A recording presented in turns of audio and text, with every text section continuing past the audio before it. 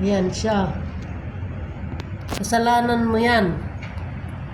Bakit ka lumapit sa akin? Napitik ka tuloy. Oh, nahilo. Sorry naman. Nahilo siya. Ay! Bakit ba nagbablurred? Ayan. Ayun, nakalipad na. Ayan siya, oh. Paano kasi? Bigla ba namang lumapit sa akin? Oh, dinapitik. Ayun, nahilo siya saglit, oy. Sige. Nakalipad na. Dito kasi siya pumunta, oh. Oh, mabango kasi.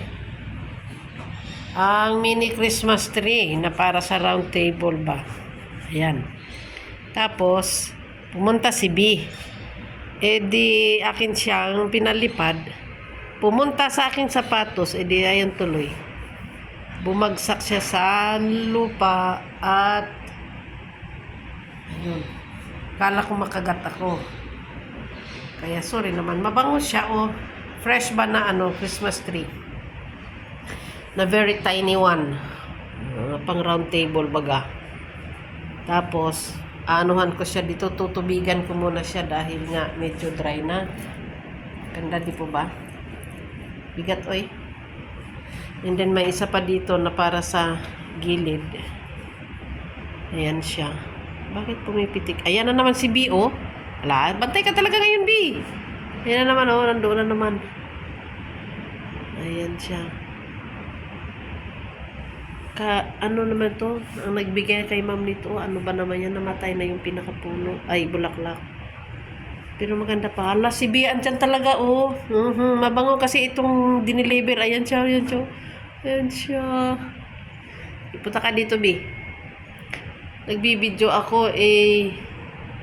Mano ka, magulo ka. Ayan. Oh, diba? Cute lang siya.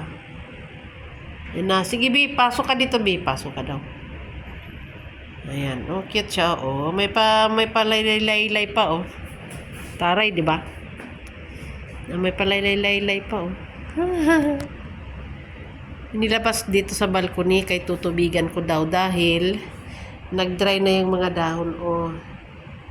Nag-dry na siya. Laylay. Cute siya tingnan, di ba? Siya. Ayan. Taray masyado, eh.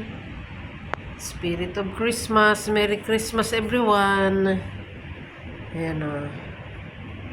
Tunay talaga siya. Tunay siya. Iwan ko anong klaseng bulaklak to. Oh, tunay talaga yan, oh.